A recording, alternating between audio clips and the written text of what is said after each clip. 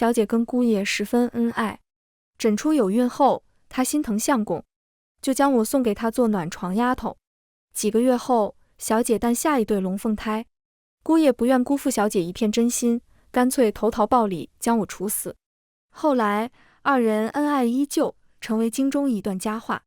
可我死时已有2月身孕，在睁眼，我回到小姐将我送给姑爷之前，这一世我直接爬上他父亲的床，摇身一变当婆母。大家好，欢迎收看皮皮听书。如上一世一般，小姐在年根底下被太医诊出了有孕，姑爷匆忙回来，却在路过我之时，目光在我身上停顿了片刻，那目光黏腻的让人不适。不久之后，屋内便传来小姐的娇嗔与姑爷的轻哄声，远远听着，再是恩爱不过。姑爷走后，小姐身边的贴身丫鬟红叶就开始催骂：呸，哪个好人家的姑娘，胸脯挺的衣服都快撑开了，还有那身段模样，青楼里头的姚景都没她勾人，这就不是个好的。小姐留着春桃这么个狐妹子做什么？屋里，小姐叹气，不可胡言乱语。很快，小姐就唤我进了屋，我垂着头跪在地上，小姐打量了我好半晌，才笑盈盈地开口：春桃，你是个有福气的，这福气我可不敢再要了。上一世，小姐说完这句话没几天，姑爷就将我扯进了屋里头，强行要了身子。自那以后，姑爷每次来小姐院里头，都是叫我去暖床。我心中说不上什么愿意不愿意的。夫人将我自小养在小姐身边，还叫我陪嫁过来，就是为了日后小姐有了身子，让我给姑爷开荤用的。我一个做丫鬟的，根本没有选择的权利。可就在小姐生产前一天，大夫给我诊出2月身孕，我的日子忽然就有了盼头。我想着后半生就好好伺候姑爷跟小姐，将这孩子养大成人，也算没白活。姑爷来找我时，我满心激动，准备告诉他这个好消息。话还没说出口，就被姑爷身边的小厮摁在了水里。挣扎间，我看到了姑爷眼中的杀意和冰冷的神情。他叹息一声，说：夫人对我一片真心，我不能留下你，叫夫人伤心。溺水的滋味太过难受，这一世我实在不想体会第2遍了。小姐怀孕后，姑爷日日都来看她，可每次过来时，目光都会在我身上流连，有时候是落在我的脸上，有时候是落在我的胸脯上，还有时候是落在我的腰上。那目光看得我心颤不已，看得出来他对我的模样和身段都十分满意。每当这个时候，小姐身边的丫鬟红叶都会恶狠狠地瞪着我。等姑爷走后，再啐一声狐妹子。小姐虽笑得贤惠，但眸中却带着冰冷。上一世我怎么就傻傻的以为小姐是真的贤惠，不会介意我的存在呢？那隐藏在笑容里的，分明是明晃晃的杀意。不能再这么下去了。再过2日，姑爷就会将我拽入房中。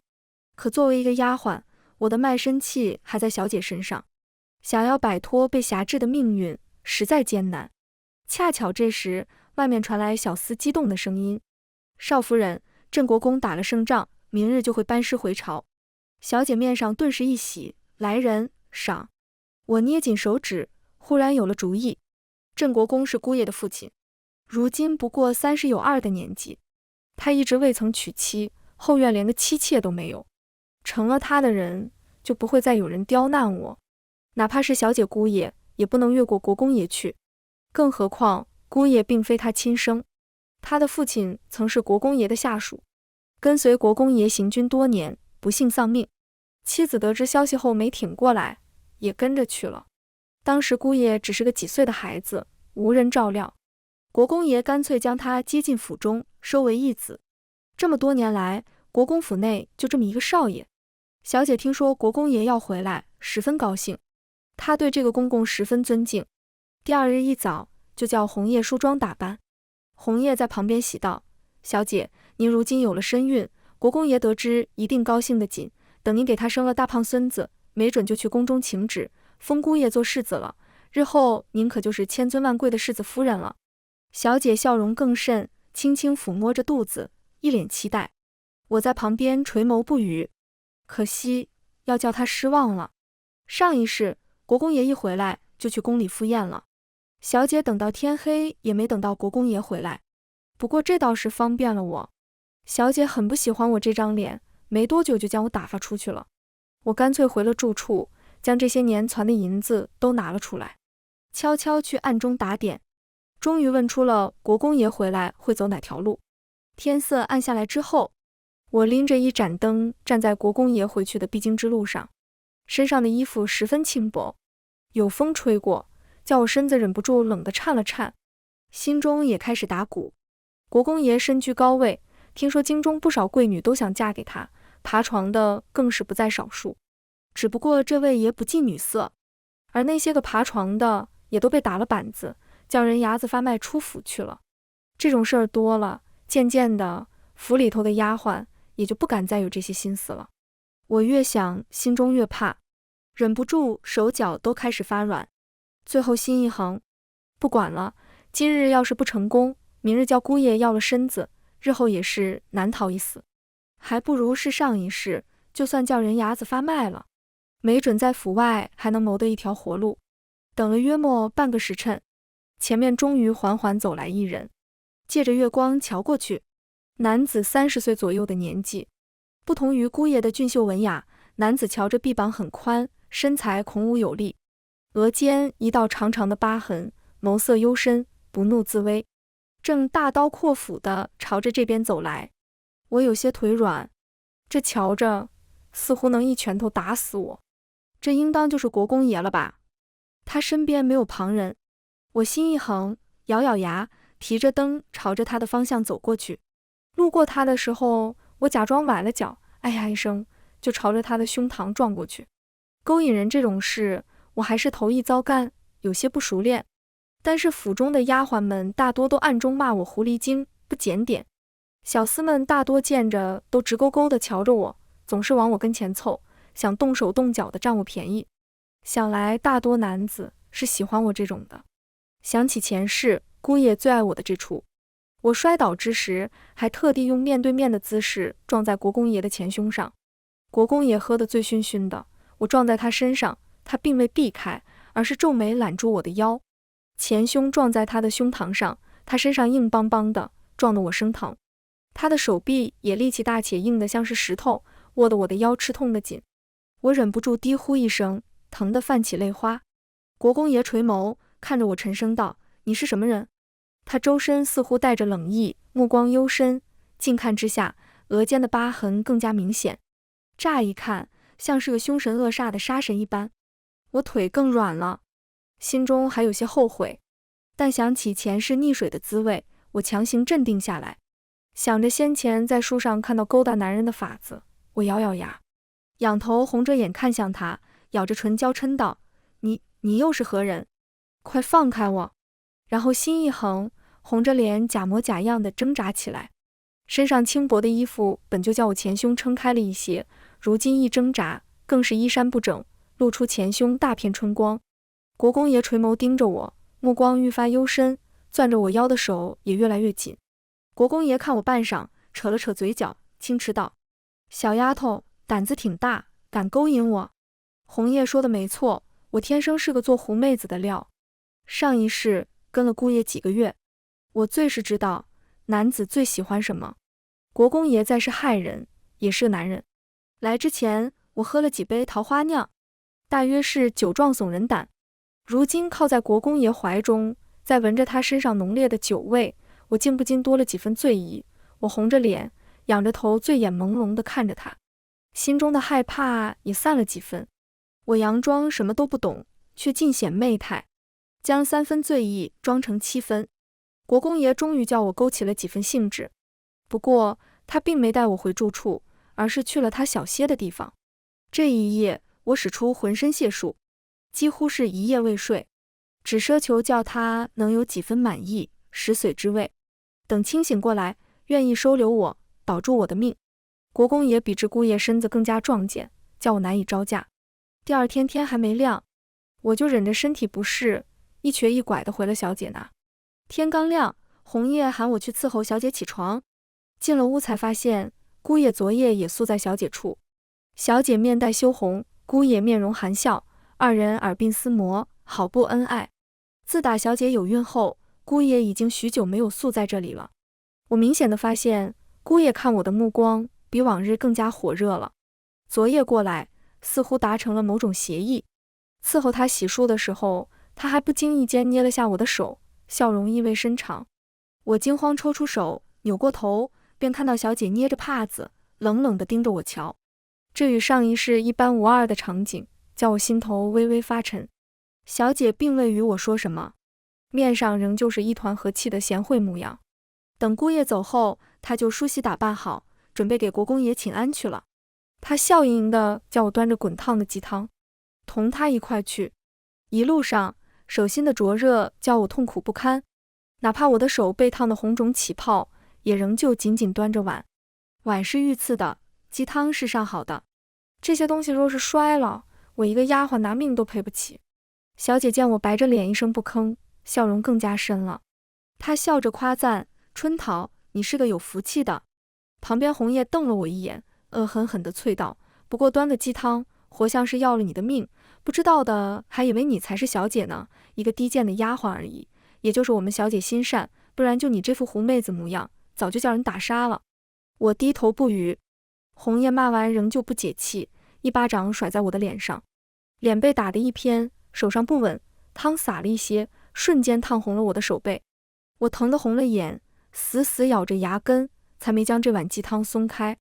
一旁的小姐这才不慌不忙地呵斥一声：“红叶，不可放肆。”随后她朝着我笑了笑：“红叶这丫头叫我宠坏了，春桃你莫要气她。”我垂眸，小声说：“红叶姐姐肯教训我，是我的福气。”小姐笑容愈发满意：“你是个懂事的。”红叶小声啐骂，果然是个贱皮子。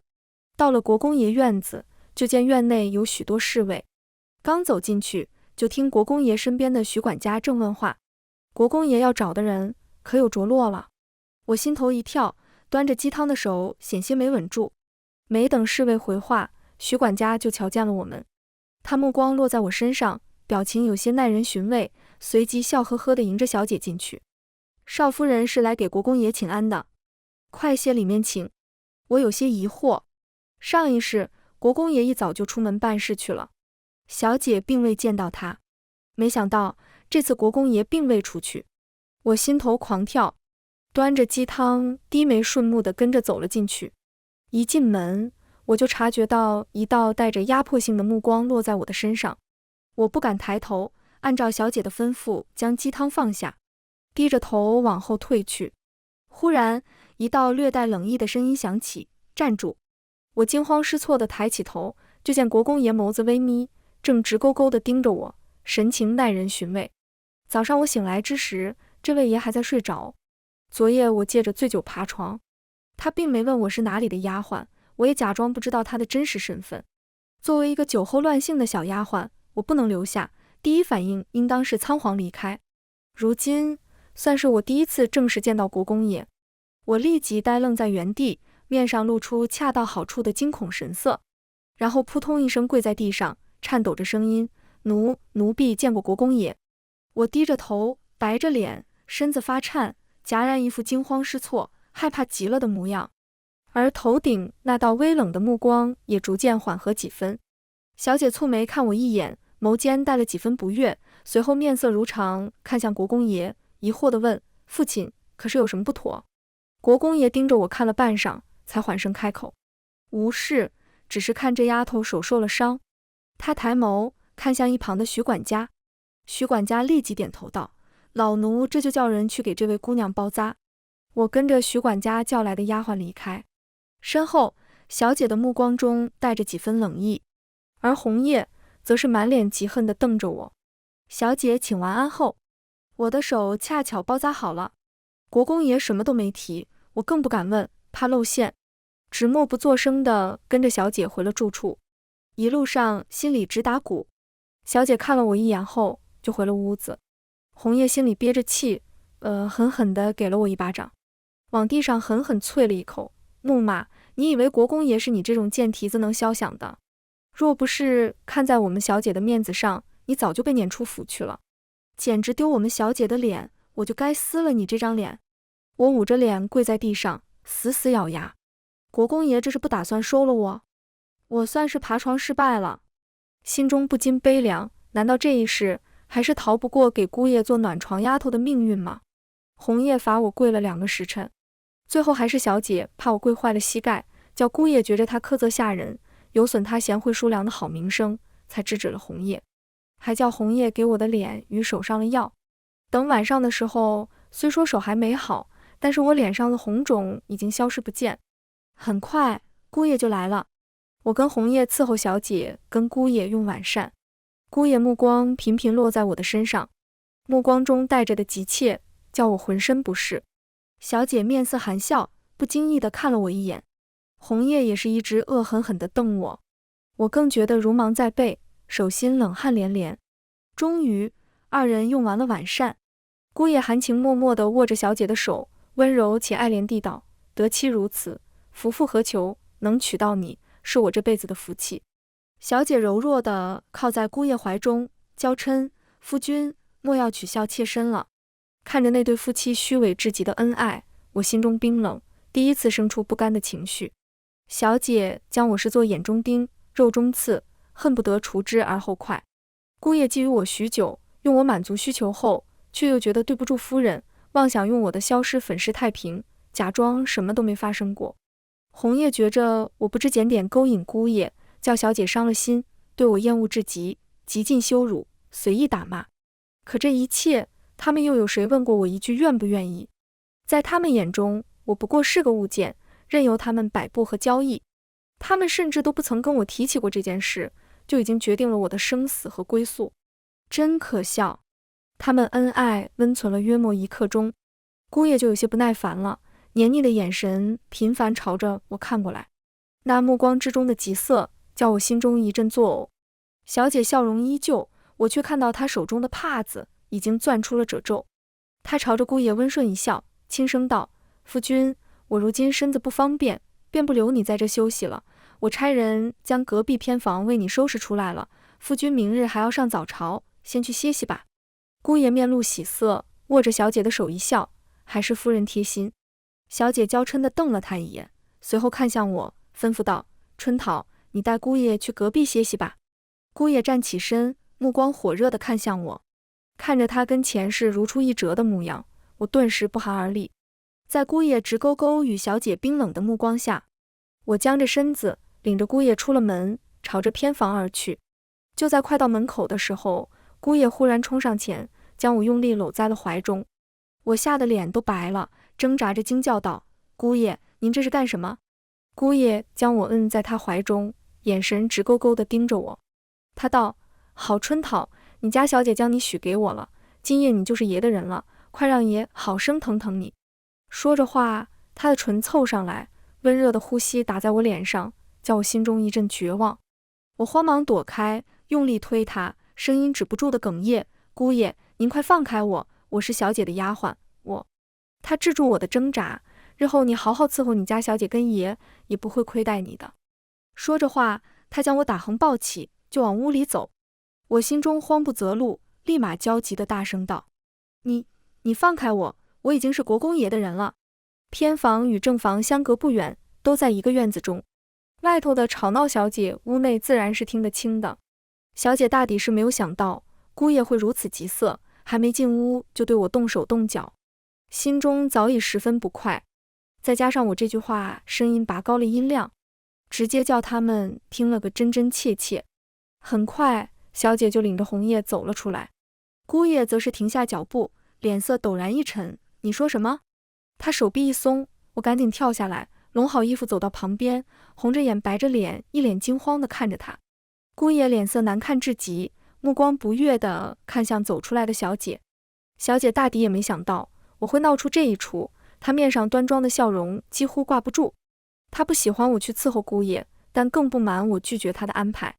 我闹这么一出，无疑是破坏了她在姑爷那完美无瑕的形象。小姐整理好表情，蹙眉看向我：“你这丫鬟胡言乱语什么？父亲向来不近女色。”红叶也立马跳出来，怒骂道：“今日的教训还没受够，竟然还敢肖想国公爷！”见姑爷目露疑惑，红叶就将我今日勾引镇国公，又被罚了的事情说了。姑爷目光冷冷地看向我，小姐攥着帕子的手缓缓松开。红叶这话一出，在姑爷眼中，这事儿就跟小姐没了干系。小姐还是那个温柔贤淑的妻子，而我则是成了眼高手低、妄想攀高枝的下贱丫鬟。甚至在他看来，我是瞧不上他这个非国公爷亲生的儿子，想爬国公爷的床，他怎么能不怒？因着并非国公爷亲生，国公爷又迟迟没有请封世子之位，姑爷心中不满已久，甚至对国公爷这个父亲也早有怨怼。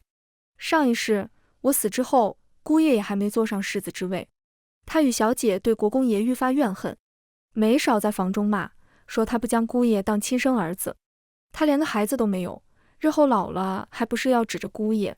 这么个老不死的，以后别想在他们手上讨了好去。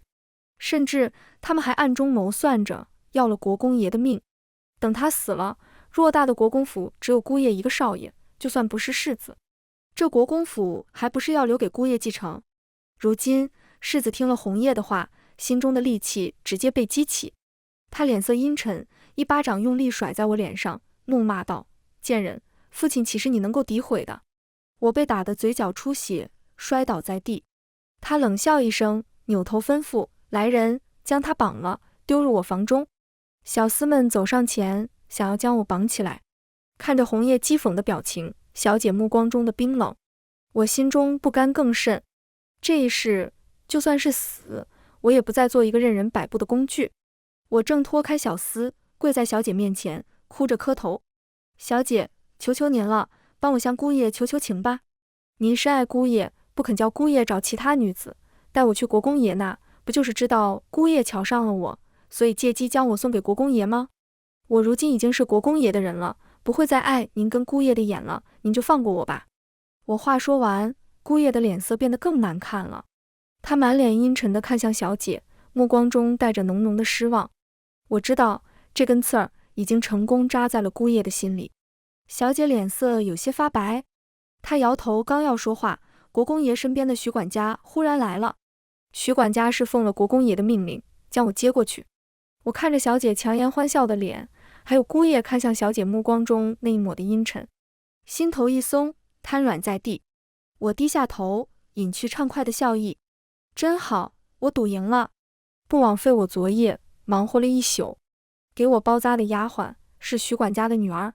我不经意间跟她透露了今夜小姐有意将我送给姑爷做通房的事情。如今姑爷到嘴的鸭子飞了，还叫自己夫人摆了这么一道，他心头这根刺恐怕已经深深扎进肉中，这辈子都拔不掉了。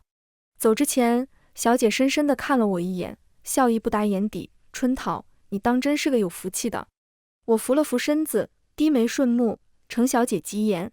红叶恶狠狠地朝着地上啐了一口，眼中嫉恨尽显。我跟着徐管家去了国公爷的院子，这次给我包扎的还是那个叫许香的丫鬟，徐管家的亲生女儿。国公爷有事要出去几天，我去的时候他已经走了，倒是叫我过了几天的清闲日子。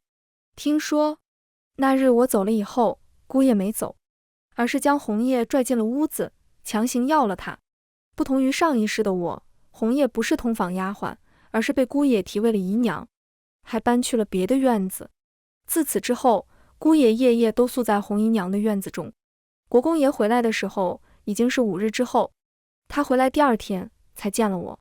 国公爷低头，目光沉沉地看着我，配上那道长长的疤痕，压迫感十足。我跪在地上，乖顺地低着头。奴婢吃醉酒，玷污了国公爷，还请您惩罚。国公爷打量我半晌，才出声道：抬起头来。我用力咬唇，红着眼抬头看过去。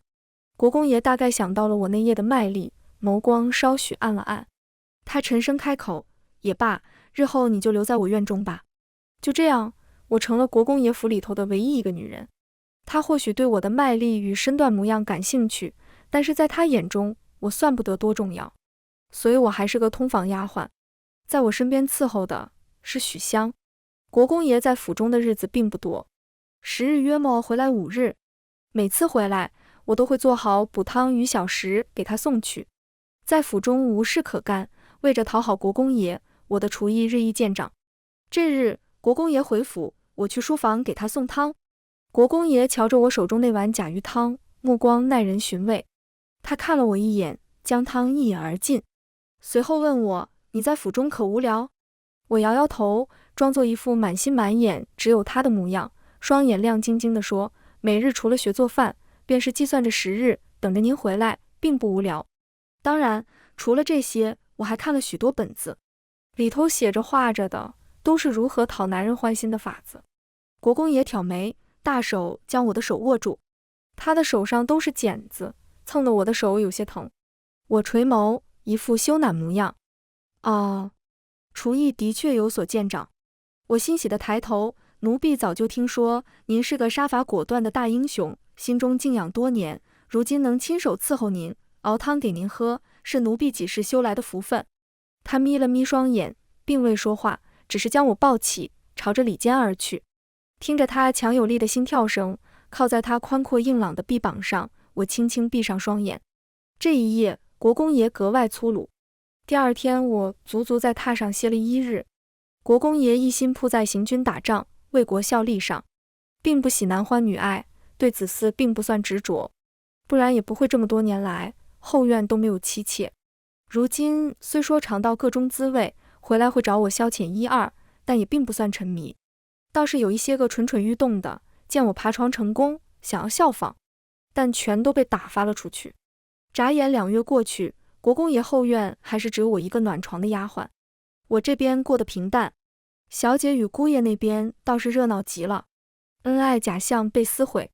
小姐在姑爷心目中的贤良淑德形象早已不复存在，他不再对小姐心怀愧疚，渐渐很少去她房中，而是经常去红姨娘那里。红姨娘查出身孕比我上辈子更早，她得知有喜后，迫不及待告诉了小姐这个消息。她是个忠心耿耿的，哪怕跟了姑爷，仍旧将小姐当作主子。奈何小姐一碗烙子汤下去，就叫她没了半条命。当天她就被小姐发卖了出去。就算是妾室，也不过是个下人，主母能够随意发卖。听说那日红叶哭着挣扎着求了许久，被人牙子带走的时候，身下还染着血。姑爷回来后大发雷霆，同小姐大吵一架，小姐动了胎气，孩子险些没保住。再后来，姑爷一房接着一房地纳妾，很少再去他的房中。上一世伉俪情深的2人，这一世竟隐隐有宠妾灭妻之事。2月后，我被诊出身孕。国公爷虽说不在意子嗣，但听了这个消息，还是将我提为了姨娘，还赏了我不少的东西。这消息传出去，最先坐不住的是小姐和姑爷。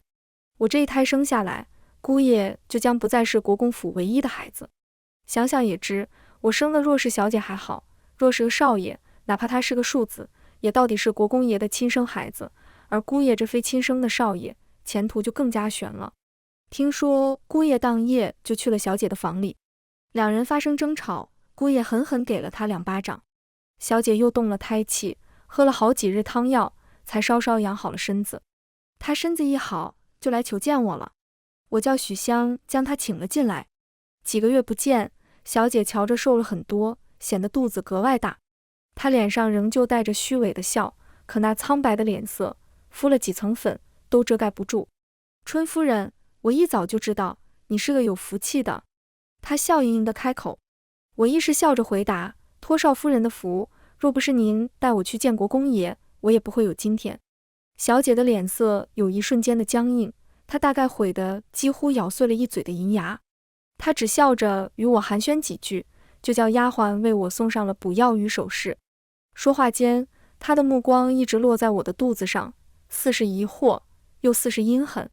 等她走后，我就叫许香将这些统统都丢了。我来国公爷院中的时候，他送了我一只价值不菲的镯子。那镯子通体碧玉，用麝香与藏红花在水中泡了足足2个月，不仅能叫人怀不了孕，还能叫怀孕的流产。那本是准备等我伺候姑爷的时候赏给我的。上一世我也戴了，直到后来这镯子不小心摔了，我才能怀上孩子。这一世倒也派上了用场。我来国公爷院子的第一件事，就是将这东西丢了。想来那些个首饰也都是同样被麝香泡过的。我的肚子月份逐渐大了，5个月的时候，小姐即将临盆，姑爷又纳了一房贵妾。那房妾室是从青楼带回来的，不懂什么规矩。他仗着得宠，故意去挑衅小姐，结果冲撞了小姐，导致她早产。小姐在产房中痛苦地喊了1天1夜，最后生下一个女儿，还有一个已经没命的男婴。小姐受不住刺激，当即晕了过去，而她也伤了身子，大多时间都在卧病在床。姑爷对她更加不喜，鲜少再去她的房中。我6个月的时候，太医对国公爷说，这瞧着是个男胎。国公爷大喜，他虽说对子嗣并不执着，但也想培养个能行军打仗的好儿郎。可惜姑爷小时被生父的死刺激到，不肯习武，国公爷也不好勉强。国公爷闲暇之时也会拉着我的手笑道，若是个小子，你日后不要太过娇惯，我是要领着他去行军打仗的。我依靠在他怀中，点点头，一脸崇拜地看着他，若是他日后能做一个像您一样的大英雄，我也不白来这世上活一遭。他搂着我，笑声更加爽朗。渐渐的，他笑声止住，叹息一声与我说，无论你生的是男是女，镇国公世子之位，我都不会去宫中请旨的，这个位置太高了，到我这里就让它结束吧。若是再有其他人做，不一定有命去享这个福了。我正愣一下，难怪上一世他迟迟都不肯给姑爷请旨。我乖顺点头，都听爷的。他看着我的肚子，轻缓地道，我会竭尽所能教他，日后他能走到哪一步，就看他自己的造化了，其余的别想沾我这个当爹的光了。我点头，摸着自己的肚子，轻声说，能成为您的孩子，已经是他的福气。我接受了孩子不能成为世子的事实，但有人不能接受。姑爷听说我怀的是个男胎后，竟然在第2天就找到了国公爷。我当时正给国公爷做了补汤，端着来到书房门口，便听里面传来争吵声。国公爷拒绝了姑爷求他给自己请旨世子的事情。姑爷早就对他怨恨已久，如今听说他即将有儿子，还拒绝自己，心中的恨意更加止不住。他冷笑一声，你不肯让我做世子，不就是给你的亲生儿子留着？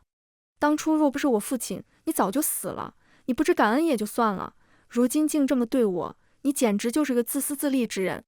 一道巴掌声响起，姑爷从里面怒气冲冲地走了出来，他脸上红肿，身后是面沉如水，眼神失望的国公爷。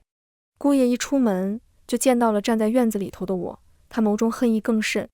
春桃，你个被主的贱人，当初若是你跟了我，也不会有这么多的事端，你想让你的儿子做世子，做梦去吧。说着说着，他的表情竟状似疯癫，他发了疯地朝着我冲过来，想要将我撞倒。我慌张的后退，求救的目光看向国公爷。姑爷并未得逞，国公爷是习武之人，很快就将我护在怀中，将他一脚踹开。姑爷摔在地上，被侍卫摁住，愤怒地挣扎。他眼中带着浓浓的恨意，死死地盯着我跟国公爷。国公爷面色铁青，神情更加失望，摇头吩咐将大公子带下去，严加看管，没有我的允许，不准放出来。他狼狈挣扎着，却仍旧被侍卫压了下去。我看着他如今的模样，不禁想起上一世的自己，他也是这般气定神闲地瞧着我，看着我被摁在水中不断挣扎的狼狈模样。不料如今却大境相庭。几个月后，我生下一个男孩，国公爷给他起名叫荣子安。我想他似乎并不像是传说中那般不想要子嗣，他对这个孩子大抵是喜爱的。荣子安生的并不像是国公爷那样5大3粗，眉眼间竟没有国公爷的半分影子，而是与我一个模子刻出来一般。虽是男孩，却容貌屹立。我看着这个孩子失神地想，上一世那个孩子应当也是长这样的吧。这孩子虽说长得像我，性格却与国公爷十分相似，自小是个爱舞刀弄枪的。他3岁那年，国公爷就开始亲自教导他了。我心疼得紧，但他小小年纪，从不喊苦喊累，倒是叫国公爷十分满意。荣子安5岁那年，小姐拖着多年的病体，终于病逝，只留下一个6岁的女儿荣月。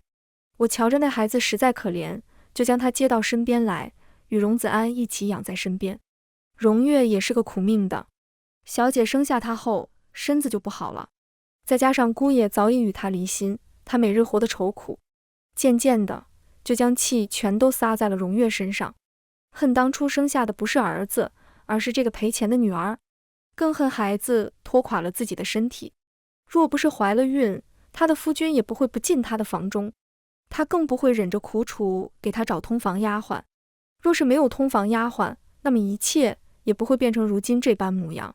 她似乎是魔怔了，将所有的苦难来源都归结在了这孩子身上。荣月自小被生母打骂羞辱，叫下人欺凌，父亲对她不闻不问，就连妾室都不拿她当回事儿。这孩子来的时候，瘦瘦小小的一团，竟比5岁的荣子安还矮了一头，眼神怯生生的，不敢大声说话，连饭菜都不敢多吃。养了几个月，他终于能腼腆地笑着喊我祖母。姑爷被国公爷关了5年多，终于有了悔过之意。他在侍卫面前哭得一把鼻涕一把泪，求见国公爷一面。我仍记得他上一世是如何筹谋着要害死国公爷的，他绝不是真心悔过，但国公爷仍旧没对这个义子死心，答应去见他。我看着国公爷出神地想，这么多年来，我在国公爷心中的地位到底有多少呢？或许还需要再下一剂猛药。姑爷瞧着瘦了许多，他脸色苍白，跪在地上，抱着国公爷的腿，哭得一把鼻涕一把泪，说自己知道错了，求父亲原谅他。国公爷叹了一口气，到底是心软了。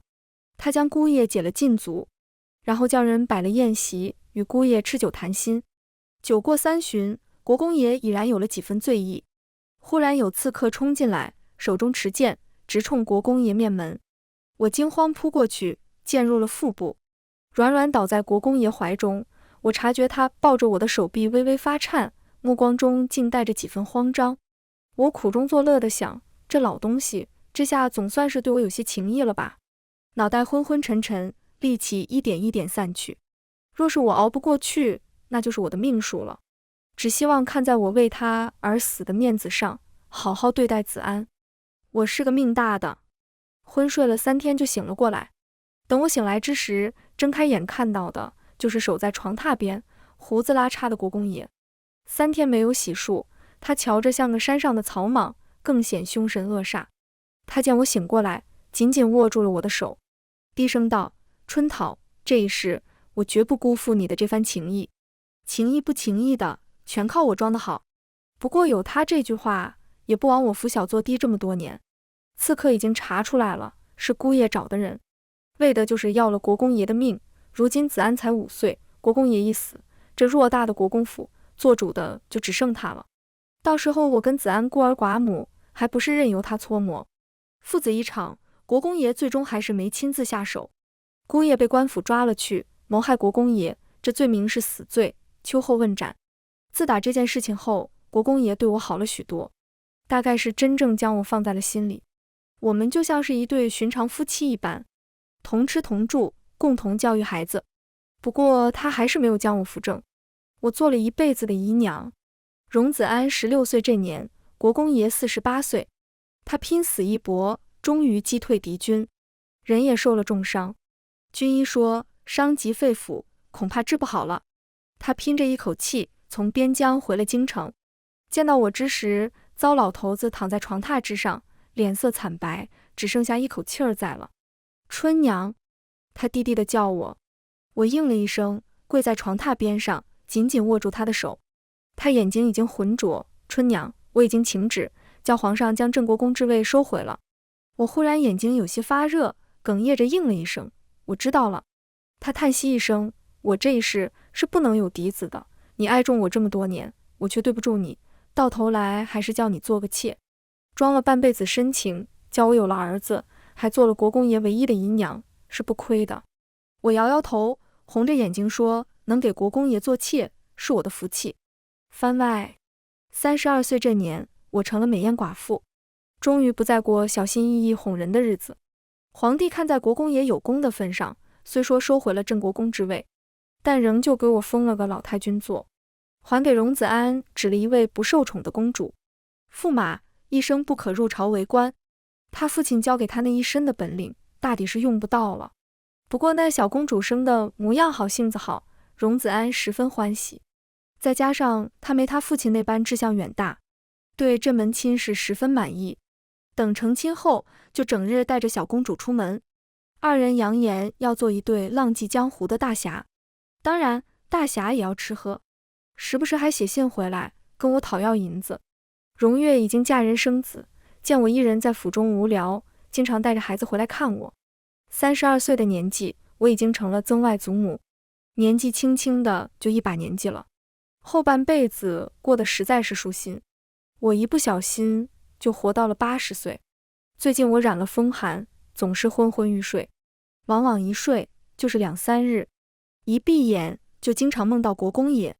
他总是朝着我吹胡子瞪眼的，说他已经等了我40多年了，还骂我是个骗子，口口声声说爱他，结果这么多年都不去找他。我百口莫辩，心虚不已。我的确是骗他的。这次睡得久了些，睁开双眼就看到了一屋子的人，全都眼圈红红的看着我。荣月已经是个中年妇人，抱着孙子坐在旁边。荣子安跟小公主早就不再过浪迹天涯的日子，他们的儿子都已经25岁了。那孩子长得很像是他的祖父，5大3粗，虎背熊腰的，将他父亲的本领也学了个10成10，甚至还超过了他父亲，隐约有他祖父当年之势。这孩子父母不负责，他一出生，两人就丢下他浪迹天涯去了。他算是我带大的。这会儿5大3粗的儿郎握着我的手，哭得眼睛都肿了。我笑了笑，你生得像是你祖父，可性子不像，你祖父可没这么哭过。他红着眼拉着我的手絮絮叨叨，说他想跟祖父一样，当个大英雄。如今边疆战乱，皇帝无人可用，他这一身本领不能浪费，准备去边疆打仗了。我点点头，嘱咐切记不可功高盖主，等打完了仗，就跟你父母去浪迹天涯。封赏别全都拒了，多少要一些，日后浪迹天涯可费钱了。